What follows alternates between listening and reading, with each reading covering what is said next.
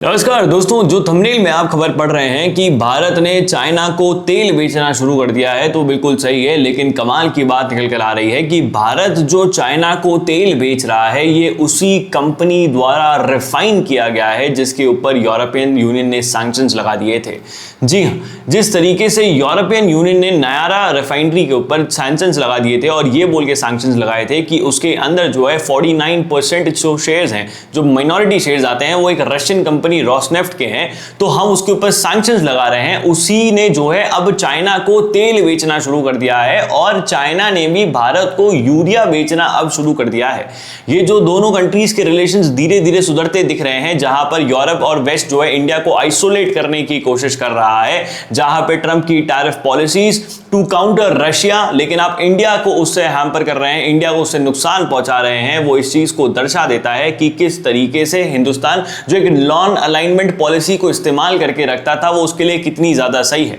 अगर आप इस चीज को सोच रहे हैं कि चाइना से तो हमारा जो बॉर्डर इशू है वो बहुत ज्यादा है, तो हम चाइना से यूरिया क्यों खरीद रहे हैं, चाइना को तेल क्यों भेज रहे हैं, तो उसी बॉर्डर इशू को सॉल्व करने के लिए, रिजॉल्व करने के लिए चाइना के जो विदेश मंत्री है वांग यी, वो जो है हिंदुस्तान आएंगे इसी महीने के अंदर अंदर। वो लगभग हिंदुस्तान आएंगे, हिंदुस्तान आके बॉर्डर इशू के ऊपर बात करेंगे और simultaneously same period of time पर जो है जयशंकर साहब जो है वो मॉस्को के लिए रवाना हो जाएंगे और वो मॉस्को के अंदर रशिया से जो है आगे इंडिया रशिया रिलेशनशिप्स के ऊपर जो है बातचीत करना शुरू करेंगे। तो आप इस चीज को देख सकते हैं कि किस तरीके से जो एक ट्रायो का जो बन रहा था, जो वेस्ट के लिए एक बहुत बड़ा बुरा सपना हो सकता है कि रशिया, इंडिया, चाइना साथ में आके एक सेम पेज पे खड़े हो जाएं, वो इस चीज को दर्शा देता है कि जो आप रशिया को आइसोलेट करना चाहते हैं और इंडिया को चाइना के सामने खड़ा करना चाहते हैं, इंडिया चाइना के बीच में एक रिफ्ट पैदा करना चाहते हैं, वो गलत साबित हो चुका है। जिस तरीके से वेस्ट ने जो जो चीजें सोची थी वैसी तो कुछ हो नहीं रही। जिस प्रकार सोचा गया था, डोनाल्ड ट्रंप ने बोला था कि मैं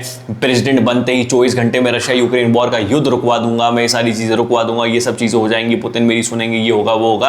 रशिया ने तो अमेरिका की बिल्कुल सुनी ही नहीं। अमेरिका की सुनना तो बहुत दूर की बात है, जब हिंदुस्तान पे सैंक्शंस लगे, जब अजीत, और ये चीज है जो मैं पिछले बहुत से वीडियोस में बोल चुका हूं कि अजीत डोभाल जो है वो रशिया जाते हैं, फिर पुतिन जो है अजीत डोभाल से मिलते हैं, उसके बाद जो है वो यूएस के एनवॉय से मिलते हैं, फिर जाके वो अग्री करते हैं कि वो डोनाल्ड ट्रंप से अलास्का में मिल लेंगे,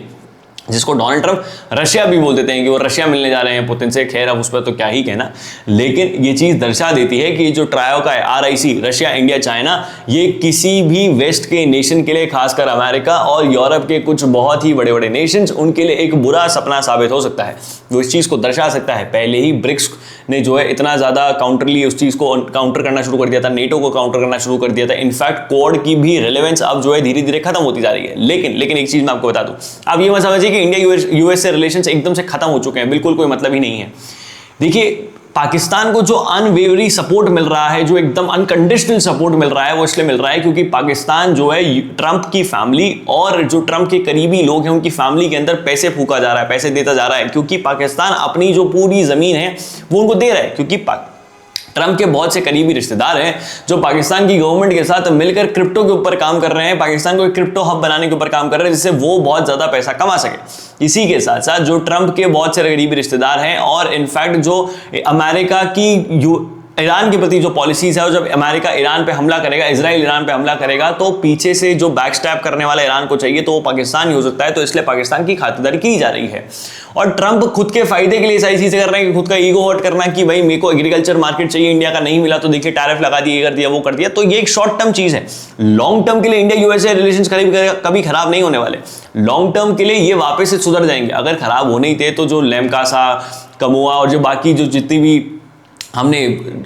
अग्रीमेंट्स और ट्रीटी साइन कर रखी है यूएसए के साथ, यूएसए उनको भी पीछे ले लेता, लेकिन ऐसा कुछ नहीं है। ये एक चीज बताई जा रही है कि आप लॉन्ग टर्म के लिए यूएसए के साथ रिलेशंस खराब नहीं कर रहे हैं, आप शॉर्ट टर्म के लिए एक जो चीज है वो निकल के सामने आ रही है, जो भी धीरे धीरे सुधरना शुरू हो जाएंगी। यूएसए के खुद ऑफिशियल्स इंडिया आएंगे, वो सुधारने की खुद कोशिश करेंगे, सामने से कोशिश करेंगे। मैं भी आपको बोलता हूँ वो सामने से ही कोशिश करेंगे इंडिया के साथ रिलेशन सुधारने की। इनफैक्ट एक और इसके अंदर डेवलपमेंट ये भी है कि जो मैंने आपको बताया ना, जयशंकर साहब जो है वो रशिया जा रहे हैं, तो वो रशिया जा रहे हैं तो हो सकता है कि इंडिया जो है फर्स्ट बायर बन जाए पूरे धरती के ऊपर, कि हम S-500 भी उसका ऑर्डर दे दें, या फिर S-400 जो अभी करंटली हमारे पास 3 कैप्सूल्स हैं, 2 आना बाकी हैं, उसके हम और ऑर्डर्स दे दें, क्योंकि S-400 ने जिस तरीके से पाकिस्तान के खिलाफ हिंदुस्तान को प्रोटेक्ट किया था वो बहुत ही बेहतर तरीके से पूरे देश ने उस चीज को देखी थी। बाकी आप लोगों की इस तमाम पूरी खबरों के ऊपर क्या राय है नीचे कमेंट बॉक्स में लिख के बताइएगा। इस वीडियो को शेयर करें, ज़्यादा लोगों तक पहुंचाएं। जय हिंद, जय भारत, भारत माता की जय, और हाँ, पानी बचाएं।